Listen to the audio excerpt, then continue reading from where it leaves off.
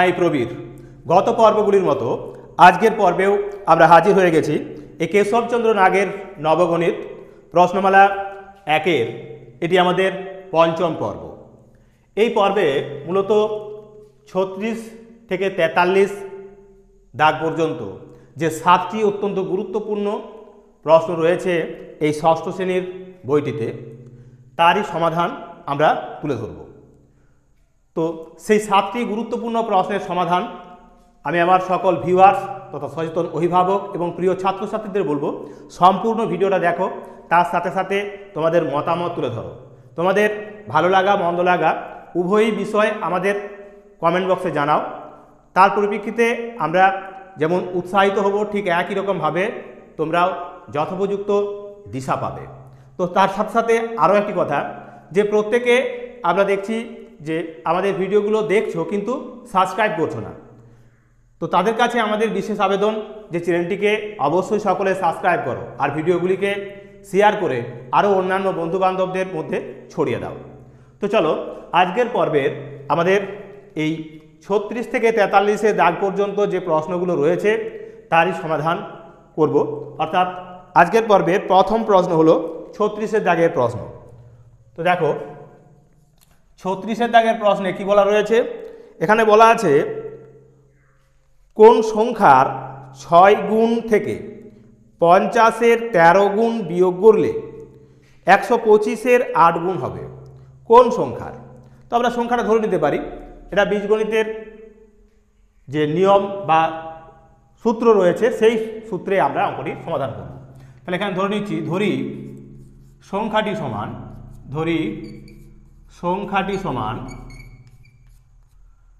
X, সংখ্যাটি সমান x. এখন এখানে বলা রয়েছে কি কোন সংখ্যার 6 গুণ থেকে, তাহলে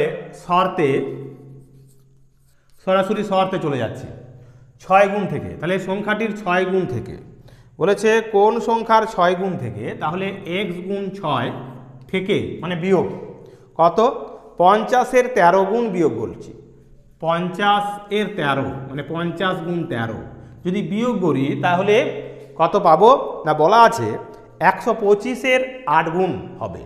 তাহলে 125 গুণ 8 এইভাবে এর সমাধান করব। এখন বা 6x হবে, এটা মাইনাস 5 13 65 মানে 650 হলো, সমান 8 5 40, 8 2 16, 16 আর 4 20, 0 হাতে রইল 2, 8 1 8 আর 2 হবে 10, অর্থাৎ 1000। বা 6x সমান কি লিখতে পারি না, এই 1000 এখানে 650 যখন সমানের বাঁ দিকে ছিল তখন ছিল মাইনাস, আমরা একে ডান দিকে নিয়ে গেছি তাহলে হবে প্লাস 650 সমান 1000-এর সঙ্গে 650 যোগ করলে হবে 1650 বা x সমান 1650 ভাজিত 6। যেহেতু এখানে 6 দিয়ে গুণ ছিল, আমরা 6কে বাঁ দিক থেকে ডান দিকে নিয়ে গেলাম, তাই সাইড চেঞ্জ হওয়ার সাথে সাথে এর সাইনও চেঞ্জ হয়ে গেল, অর্থাৎ গুণ থেকে হয়ে গেল ভাগ। সমান কত হবে, 6 2 12, 4 থাকছে 45, তাহলে 6 7 42, 3 থাকে 30, 6 5 30। তাহলে x সমান পাচ্ছি কত, অতএব x সমান আমরা পেলাম 275। x সমান পেলাম আমরা 275। x কে ছিল, তাহলে সংখ্যাটি, তাহলে লিখে দেবো আমরা, অতএব নির্ণীয় সংখ্যা সমান 275। এই 275 হলো আমাদের সেই নির্ণীয় সংখ্যা, যাকে 6 দিয়ে গুণ করে তার থেকে 50-এর 13 গুণ বিয়োগ করলে পেতাম আমরা 125-এর 8 গুণ। তো এই ছিল আমাদের এই পর্বের প্রথম অঙ্ক বা এই পর্বের 36 দাগের অঙ্কের সমাধান। তো এইরকমই গুরুত্বপূর্ণ আরও 6টি অঙ্ক রয়েছে আমাদের এই পর্বে। তো সেই কারণে ধৈর্য ধরে সম্পূর্ণ ভিডিওটা দেখো, আর তার সাথে সাথে অবশ্যই কোনো জায়গায় তোমাদের বুঝতে কোনো সমস্যা হলে অবশ্যই কমেন্ট বক্সে লিখে জানাও। আর তার সাথে সাথে প্রত্যেকের কাছে বলবো যে অবশ্যই চ্যানেলটিকে সকলে সাবস্ক্রাইব করো। তো চলো এবার আমরা চলে যাব পরের প্রশ্নে। এবার দেখো 37-এর দাগের প্রশ্ন। 37-এর দাগের প্রশ্নে কি বলেছে? বলেছে কোন সংখ্যাটি তার 8 গুণ অপেক্ষা 1484 কম? কোন সংখ্যাটি তার 8 গুণ অপেক্ষা 1484 কম? তাহলে প্রথমে আমরা সংখ্যাটা ধরে নিই। ধরি সংখ্যাটি সমান সমান x। সংখ্যাটি সমান সমান x। এবার বলেছে সংখ্যাটির 8 গুণ, সংখ্যাটির 8 গুণ সমান সমান কি হবে? 8 ইন্টু এক্স সমান 8x। এদের আমরা এবার সমীকরণের দ্বারা সমাধান করব। কি বলেছে না, বলেছে কোন সংখ্যাটি তার 8 গুণ অপেক্ষা 1484 কম। তাহলে 8 গুণ অপেক্ষা, তাহলে শর্তে এভাবে লিখব, এই 8x মাইনাস মূল যে সংখ্যাটা সেটা হলো x, তাহলে 8x থেকে x বিয়োগ করলে হবে 1484। তাহলে এই 8x থেকে একটা x যদি বাদ চলে যায়, অর্থাৎ বিয়োগ দিই, তাহলে হবে 7x সমান সমান 1484। তাহলে x সমান এখানে 7 দিয়ে গুণ ছিল, আমরা 7 দিয়ে 1484কে ভাগ দেব।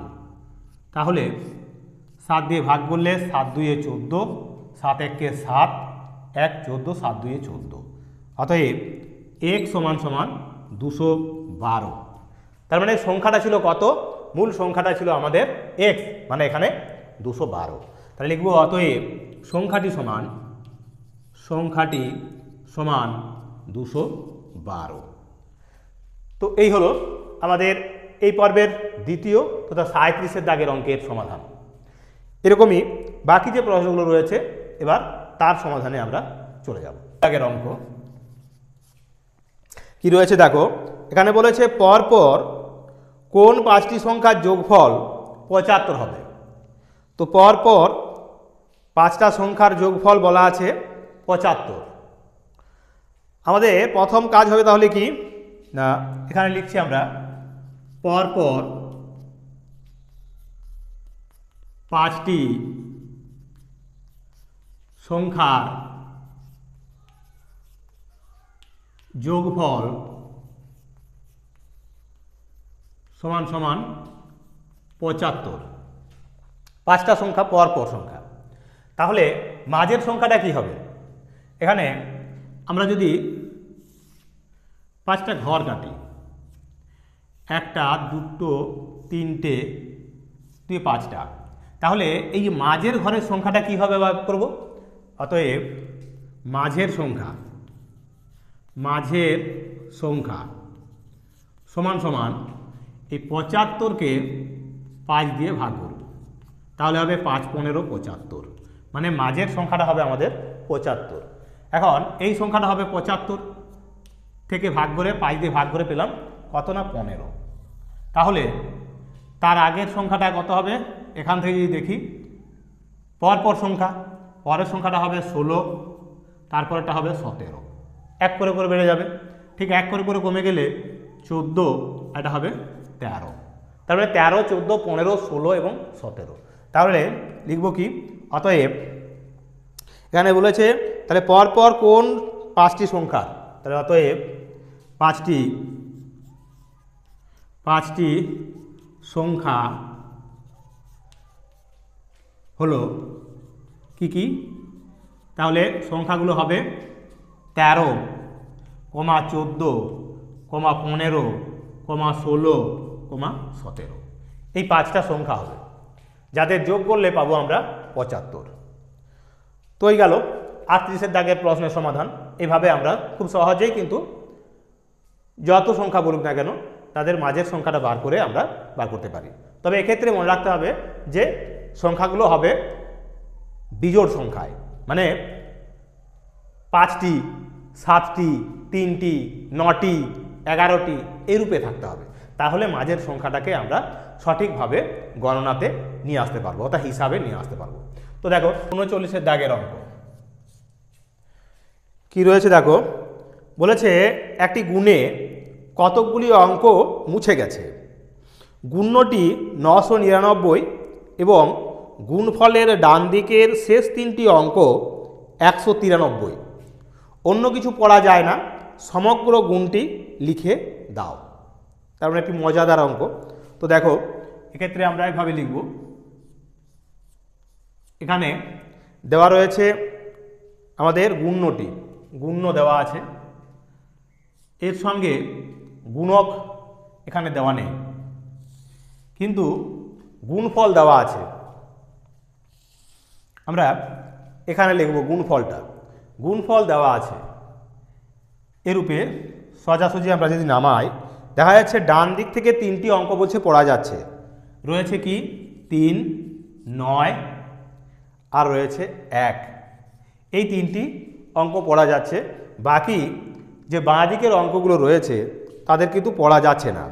তাহলে ডান দিকের শেষ 3টি অঙ্ক এখানে দেওয়া রয়েছে। তো এবার দেখো এখানে 9-এর সঙ্গে এমন কোন গুণক গুণ করলে 3 পাবো। তো 9-এর ঘর নামতা করতে পারি আমরা। 9-এর ঘরে নামতা করলে আমরা দেখতে পাবো কি না 7, 9, 63, অর্থাৎ 3 আসে। তার মানে এখানে 7 থাকতে হবে। তাহলে এখানে যদি আমরা 7 লিখি, এখন 7, 9, 63, এখানে 63 পাবো। তাহলে এখন এই 7, 9, 63 সেই কারণে 3 পাচ্ছি, 63, 3 এখানে সরাসরি নেমে যাবে। কারণ কি, আমরা যদি এটাকে এই 7 দিয়েই এখন এই গুণ্যটিকে সম্পূর্ণরূপে গুণ করতাম, তাহলে হতো 7, 9, 63, 3 হাতে থাকতো 6। 7, 9, 63, 63 আর 6 হবে 69। 7, 9, 63 আর 6 হবে 69। এক্ষেত্রে এভাবে লিখব।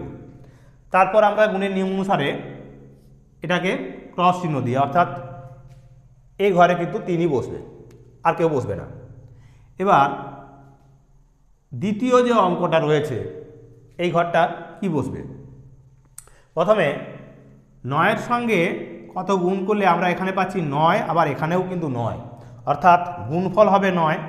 আবার এই 9কে গুণ করার কারণেও এখানেও কিন্তু 9ই পাবো। তাহলে 9কে কত দিয়ে গুণ করলে 9 পাবো? না, এখানে এই 9-এর সঙ্গে গুণ হবে। তাহলে এখানে 9 আছে, 9 আছে, 9 নেমে যাচ্ছে। তার মানে এখানে কি হবে 0 যদি দিই, তাহলে 0, 9-এ 9 হবে। আবার এই 9 সোজাসুজি নেমেও যাবে, কারণ 0, 9 হবে 0, 0, 9 হবে 0, 0, 9 হবে 0। তাহলে এবার এই ঘরটিও বাদ যাবে। তার মানে এখানেও এই 9 নেমে যাচ্ছে। এবার এই তৃতীয় লাইন যেটা হবে, সেখানে 9 আছে, 0 আছে, এখানে কোনো একটা সংখ্যা, যার ফলে এটা হবে আমাদের কত না 1 হবে, যোগফল হবে তখন 1। তার মানে 9-এর সঙ্গে 2 যোগ করলে এখানে 2 আসতে হবে। এই ঘরে, এই ঘরটাতে, এই ঘরে 2 আসবে। এই ঘরে 2 যদি বসায়, তাহলে 9, 2, 11-র 1 বসাতে পারি। তো কি করে হবে এটাতে? তার মানে 2 কি করে আসে? 9-এর সঙ্গে কত গুণ করলে 2 পাবো আমরা? না 9, 8, 9, 8, 72, 2 আসে। তাহলে এখানে হবে 8। যদি 8 বসায়, 9, 8, 72-এ 2, 9, 8, 72 আর 7, 72 আর 7 হবে 79, 9 হাতে রইল 7, 8, 9, 72, 72 আর 7, 79, এভাবে বসবে। তাহলে কি হলো, 9 আর 2 হলো 11, 9, 6, 15 আর হাতের 1 হবে 16, 9 আর 1 10, 7 আর 1 হবে 8। তাহলে এখানে কি কি পেলাম না, আমরা পেলাম এখানে এই ছিল আমাদের গুণ্যটি ছিল, আর গুণক পেলাম। তাহলে গুণক সমান সমান পাচ্ছি কি 807, 807 হবে গুণক। আর গুণফলের বাঁ দিকের 3টে অঙ্ক পাচ্ছি। তাহলে গুণফলের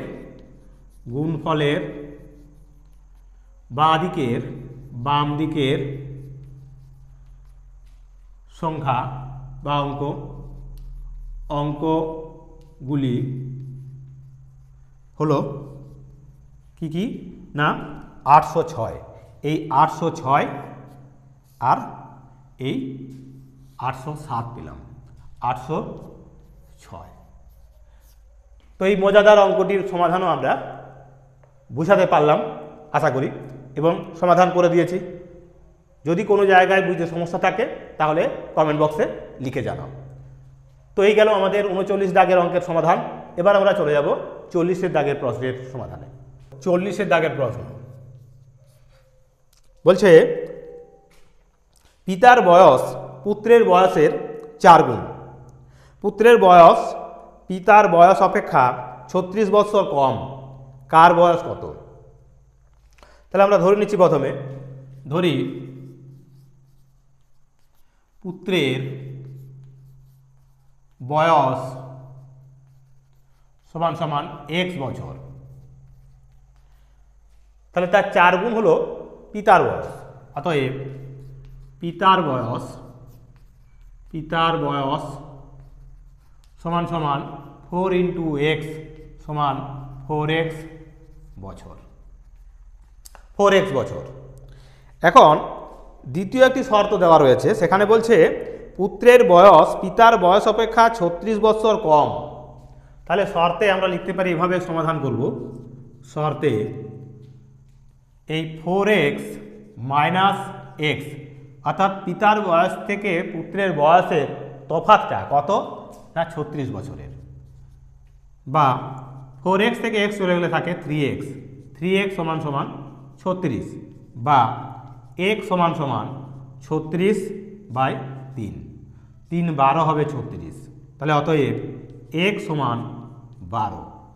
তার মানে x কে না পুত্রের বয়স, তাহলে লিখবো আমরা অতএব পুত্রের বয়স সমান 12 বছর, 12 বছর। আর পিতার বয়স কত হবে? পিতার বয়স সমান সমান কি হবে? 4 গুণ।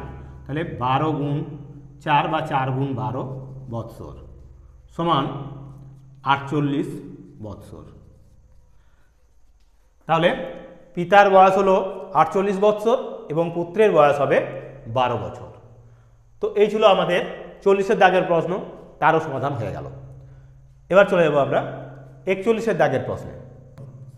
কি রয়েছে দেখো, বলছে এক ব্যক্তি 2 মাসে যা উপায় করে মানে উপার্জন করে বা আয় করে 3 মাসে তা খরচ করেন। বৎসরের শেষে যদি তার 1500 টাকা সঞ্চয় হয় তবে তার মাসিক আয় কত? তাহলে মাসে তিনি কত টাকা আয় করেন? তো দেখো, আমরা ধরে নেব প্রত্যেক মাসে তার আয়। তাহলে ধরি ওই ব্যক্তির মাসিক আয় সমান সমান x টাকা। মাসিক আয় হলো x টাকা। এবার কি বলেছে না 2 মাসের উপায় বা 2 মাসের উপার্জন। তাহলে 2 মাসের আয়, 1 মাসের আয় x টাকা, তাহলে উপায় বা উপার্জন বা আয় একই কথা। তাহলে লিখব কি? অতএব 2 মাসের আয় সমান সমান 2 × x সমান 2x টাকা। এটা হলো 2 মাসের আয়। এবার 2 মাসে যেটা আয় করছে ওই ব্যক্তি, সেটা 3 মাসে খরচ করে। তার মানে 3 মাসের খরচ, অতএব 3 মাসের খরচ সমান সমান 2x টাকা। এটা 3 মাসের খরচ। ওই 2 মাসের যেটা উপার্জন সেটাই হলো 3 মাসের খরচ। তাহলে 1 মাসের খরচ সমান কত হবে না 2x/3। টাকা, অর্থাৎ প্রত্যেক মাসে তার উপার্জন হবে মানে খরচ হবে 2x/3 টাকা। এখন প্রত্যেক মাসে তাহলে সঞ্চয় কত হবে? প্রত্যেক মাসে সঞ্চয় হবে, প্রত্যেক মাসে আয় ছিল x টাকা আর খরচ হলো 2x/3 টাকা, তাহলে সঞ্চয় হবে এই x থেকে 2x - 3 টাকা। তাহলে শর্তে লিখতে পারি আমরা, শর্তে কি না x - 2x/3, এটা হলো তাদের মাসে সঞ্চয়। কিন্তু এখানে দেওয়া আছে বৎসরে সঞ্চয় হচ্ছে 1500 টাকা, তাহলে সমান এই 1500 টাকা বছরে, মানে এক বছর সমান কত মাস? 12 মাস, তাহলে 12 দিয়ে ভাগ দেব। বা এটা লিখতে পারি আমরা এইভাবে 3/3x - 2x সমান সমান কত না, এখানে কাটাকুটি করতে পারি আমরা 3 × 5 = 15, 3 × 5 = 15 আর এটা 3 × 4 = 12 সমান সমান 500/4, 500/4। এবার এটা কত পাচ্ছি না x/3 সমান সমান 500/4, তাহলে 4x সমান বা 4x সমান 1500 বা x সমান এই 1500কে আমরা 4 দিয়ে ভাগ দেব, সমান সমান কত পাচ্ছি না 4 দিয়ে যদি ভাগ দিই 4 × 3 = 12, 3 × 30 হলো, 4 × 7 = 28, 29 × 30 = 20, 4 × 5 = 20, মানে 375 টাকা। তাহলে এখানে কি চাওয়া হয়েছিল? বলেছিল তবে তার মাসিক আয় কত, এটাই তো মাসিক আয়, অতএব x সমান 375। তাহলে লিখে দেবো কি, অতএব ওই ব্যক্তির মাসিক আয় সমান সমান 375 টাকা। এই 375 টাকা ছিল ওই ব্যক্তির মাসে আয়। তো এই হলো 41 দাগের অঙ্কের সমাধান। এটিকেও আমরা মাসিক আয় ধরে নিয়ে আমরা এর সমাধান করে দিলাম। তো এবার চলে যাবো আমরা 42 দাগের যে অঙ্ক রয়েছে, 42 দাগের প্রশ্ন কি রয়েছে এখানে? বলেছে কোনো লোক মৃত্যুকালে 75,000 টাকা 4 পুত্র ও 3 কন্যাকে ভাগ করে দিলেন। 3 জন কন্যা সর্বসমেত যা পেল, 1 জন পুত্র তত পেল। প্রত্যেক পুত্র ও কন্যা কত টাকা পেল? তাহলে 4 জন পুত্র এবং 3 জন কন্যার মধ্যে ভাগ করা হচ্ছে 75,000 টাকা। সেই সঙ্গে সঙ্গে আরও একটি এখানে শর্ত দেওয়া রয়েছে যে 3 জন কন্যা সর্বসমেত যা পেল, এক একজন পুত্র তত করে পেল। তাহলে আমরা লিখতে পারি এভাবে, একজন পুত্র সমান 3 জন কন্যার প্রাপ্য, অর্থাৎ 3 জন কন্যা যা পাবে একজন পুত্র তাই পাবে। এখন কতজন পুত্র আছে? বলা আছে 4 জন পুত্র, তাহলে 4 জন পুত্র সমান সমান 3 × 4 সমান 12 জন কন্যার প্রাপ্য। এখন 12 জন কন্যার যে প্রাপ্য তার সঙ্গে সঙ্গে কি রয়েছে না, তার সঙ্গে সঙ্গে আছে 3 জন কন্যা আরও আছে, তাহলে 12 আর 3 হবে মোট 15 জন। এখন 4 জন পুত্র ও 3 জন কন্যা সমান 4 জন পুত্র সমান সমান হলো কি না 12 জন কন্যা আর তার সঙ্গে আরও 3 জন কন্যা সমান 15 জন কন্যা। এখন 15 জন কন্যা, তাহলে এই টাকাটাকে আমরা যদি ভাগ করি ৭৫,০০০ টাকাকে, তাহলে অতএব ৭৫,০০০ টাকা থেকে 15 জন কন্যার মধ্যে ভাগ করলে প্রত্যেকে পাবে বা প্রত্যেক কন্যা পাবে, প্রত্যেক কন্যা পাবে সমান সমান ৭৫,০০০ ভাজিত কত না 15 সমান 5 15 75 মানে 5,০০০ টাকা করে, অর্থাৎ 5,০০০ টাকা করে পাবে প্রত্যেক কন্যা। এখন বলা ছিল কি যে প্রত্যেক কন্যা ও প্রত্যেক পুত্র কত পাবে, তাহলে প্রত্যেক কন্যার পেয়ে গেছি আমরা 5,০০০ টাকা করে। আমরা কি বলেছিলাম যে 3 জন কন্যার প্রাপ্য যা সেটা হলো 1 জন পুত্রের প্রাপ্য, তাহলে কি লিখব অতএব প্রত্যেক পুত্র পাবে সমান সমান এই 5,০০০ গুণ 3 সমান সমান 15,০০০ টাকা।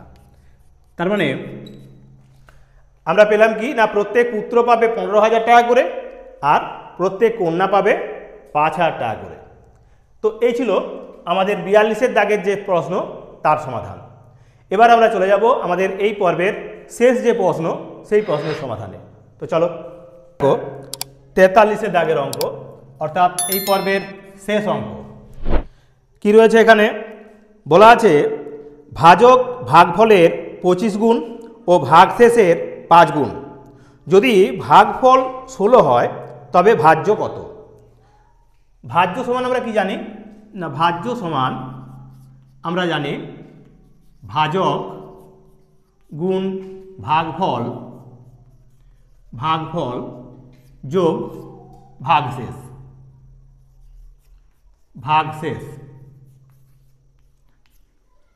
তো এখন দুটো শর্তে দেওয়া আছে, কি শর্তে দেওয়া রয়েছে বলেছে ভাজক হলো ভাগফলের 25 গুণ, তাহলে ভাজক সমান এখানে ভাগফল দেওয়া আছে কত না 16,